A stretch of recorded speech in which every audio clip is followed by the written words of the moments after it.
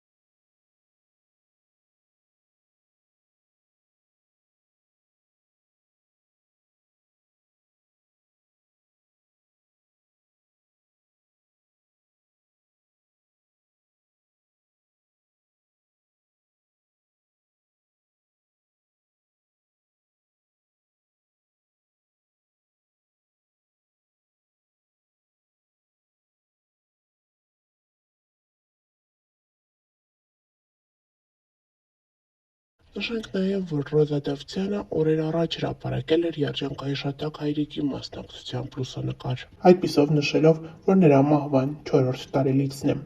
4 տարի առաջ հոկտեմբերի 28-ին մենք մնացինք առանց քեզ, պապ։ 4 տարի ես չեմ զանգել քեզ։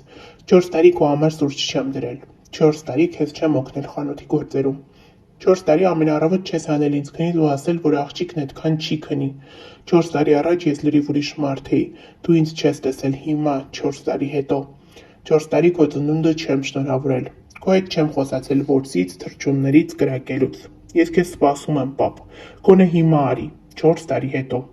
4 տարի ու ցավը այն է, որ դեռ մի ամբողջ հավերժություն մենք չենք հանդիպելու։ Իմ ապրվելիք ոչ մի օրում ես քեզ էլ չեմ տեսնելու։ Երբեք։ Հավելենք նաև Ռոզա Դավթյանի մասին մենք հաճախ ենք հրապարակումներով հանդես գալիս։ Երիտասարդ դերասանուհի Ռոզա Դավթյանը հայտնի դարձավ Կույր աշխարհ հեռուստասերիալից։ Այդ օրից ի վեր վերջինս սիրված է հանրության կողմից, նրա յուրաքանչյուր հրապարակում, անձնական կյանքում տեղի ունեցող ցանկացած իրադարձություն հետաքրքրում է հետևորդներին և նրա երկրպագուներին։ Ընդամենը մի քանի ամիս առաջ դերասանուհի Ռոզա Դավթյանը ամուսնացավ։ Նրա հարսանեկան կադրերը ողողվել էին ողջ համացանցով մեկ։ Դերասանուհու ընտրյալը ռուսաստանցի գործարար է։ Զույգի պսակադրությունը տեղի ունեցավ Սուրբ Սարգիս եկեղեցում։ Դերասանուհին ցանկացել էր, որ հարսանիքի օրը լինի լուսահոգի հայրիկի ծննդյան օրը։ Նրան եկեղեցի էր ուղեկցել հորեղբայրը։ Հայտնիները իհարկե այսօր ևս ներկա էին, հյուրերի շարքում էին սցենարիստ, պրոդյուսեր Դիանա Գրիգորյանն ու դերասանուհիներ Եվա Բաղդասարյանն ու Դիանա Տորեսը։ Նրանք հարսանեկան արարողությունից կադրեր էին հրապարակել ինստագրամյան հարթակում։ Դե իսկ հարսանիքից առաջ Ռոզա Դավթյանը ինստագրամյան իր էջում Bright to be արարողությունից լուսանկարներ ու տեսանյութեր էր հրապարակել։ Դերասանուհին նշանադրվել էր 2024 թվականի հոկտեմբեր ամսին։ Նախքան այդ նա երբևէ չէր ակնարկել, որ իր սիրտը զբաղված է։ Այսօր դերասանուհին նոր ֆոտոշարքով է հանդես եկել, որտեղ բավականին գեղեցիկ տեսք ունի, բաց կապույտ զգեստը նրան շատ է սազում։ Հրապարակմանը կից դերասանուհին խորհրդավոր գրառում է թողել. Մեզ սիրել ստիպում է մենակությունը և միևնույն ժամանակ սովորեցնում ատել անմնացորդ։ Ես բանտում հասկացա այն, ինչը չէի կարողանում մինչև վերջ մտածել. սեր։ Սիրել բոլորին, հասկացա, որ ուրիշը ես եմ,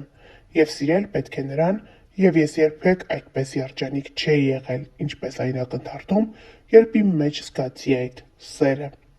Դերասանուհին իր լուսանկարներին կից թողել է Սոկրատեսի խոսքերը։